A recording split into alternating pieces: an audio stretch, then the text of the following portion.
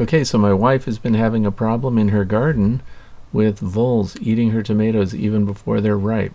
So in this video I'm going to show you how to trap out a vole, which is much larger than a mouse. So we're going to need substantial traps, and in this case we're using steel rat traps, which are by a company called Made2Catch from Made2Catch.com, and I bought them on Amazon.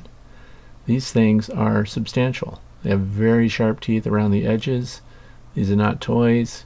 You can do serious injury to yourself or a pet with these traps, so you have to manage them very carefully. They're very well made, and I'm going to show you how I set them up and how I use them to guarantee that you're going to safely trap a vole in your vegetable garden.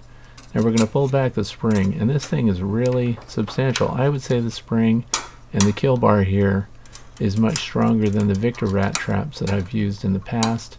The trigger device is really easy to set, and it triggers easily. So you want to handle this very carefully.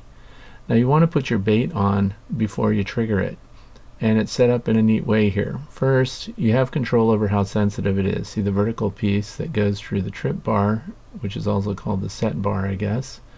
And then you see that there's a little tongue piece that sticks up on the activating plate, and we're going to bend that up. But I also want to show you that you can change the sensitivity by bending this a little more towards the plate, more sensitive, away from the plate, a little stronger, so it will require more activity from the rodent before it triggers.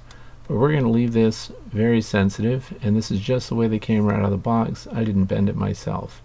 And now if you look at the little tongue sticking up there, we're going to get a screwdriver out here, and I'm going to bend that up. So right here, you could probably do it with your fingers, but a screwdriver makes it easier. And we want to put a piece of vegetable on here. We're going to put a tomato on it.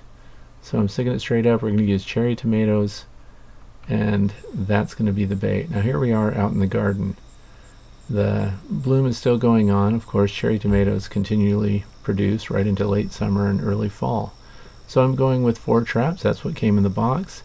And now I'm going to show you, I've made this long box to put them in. Here is a green tomato that's been eaten completely out by a vole. So this is the source of frustration for my wife and why we're doing the video to begin with. So we're going to use tomatoes since that's what they're eating. And we have 4 traps here, and I've bent the spikes up on the trigger plates, and we put a cherry tomato on each. And they're not quite ripe, but this vole doesn't seem to care. And they're resting on a box that I've built and had in use for several years now. And we're going to put these traps, after we set the triggers and everything, right inside this box. And that's going to prevent cats or my dog or chickens or anything else from getting into this, either from the traps that are set, because chickens will eat tomatoes. We definitely don't want anything going after the trapped rodent once it's dead and risking being hit by another trap that wasn't triggered. So, and at each end of the box there's an entry, and we're hoping that the vole uses that. So I'm going to put the cover on here, and then we want to make sure the cover stays in place. So I'm going to use a couple paper bricks here. And again, I've used this method. It's foolproof. I've used it for years. I catch rats, mice, and the only thing that changes is the size of the trap that I put inside of it and the bait that I use. So there it is, and I even pulled some of the vines here from the cucumbers over the end of it, just to further kind of invite the visitor to come and eat the bait that we've put in there.